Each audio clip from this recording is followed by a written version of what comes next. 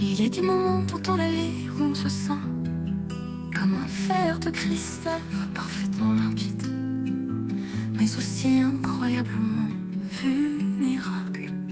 Cette sensation de transparence, loin d'être une simple impression, peut devenir une réalité pesante. On a l'impression que les autres peuvent voir à travers notre peau, déchiffrer nos pensées, nos doutes, nos peurs.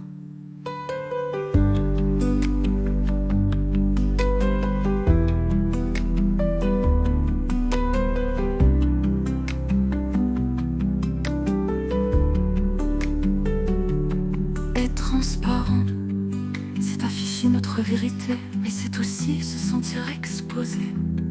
Les émotions, telles des vagues, déferlent sur nous, laissant parfois une sensation de fragilité. Dans un monde où l'authenticité est souvent célébrée, il est paradoxal de ressentir que cette même authenticité peut nous isoler. On se demande alors si cette transparence est un cadeau ou une malédiction. Il y a une beauté dans la vulnérabilité.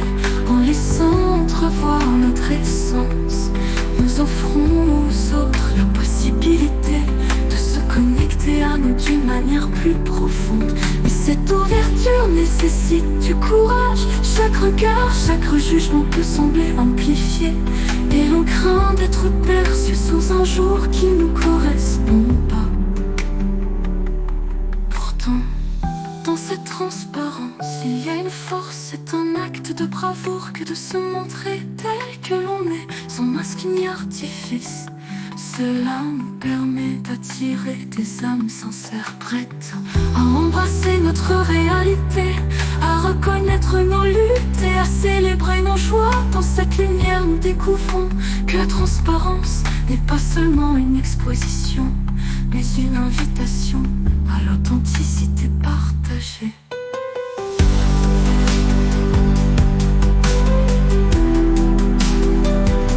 À travers ce sentiment de transparence, nous apprenons à naviguer entre la vulnérabilité et la force. Nous réalisons que même si nous sommes parfois exposés, nous avons le droit de choisir qui nous laissons entrer dans notre monde. La transparence devient alors un choix conscient, une danse délicate entre l'ouverture et la protection. En fin de compte, être transparent, c'est embrasser notre humanité avec toutes ses nuances.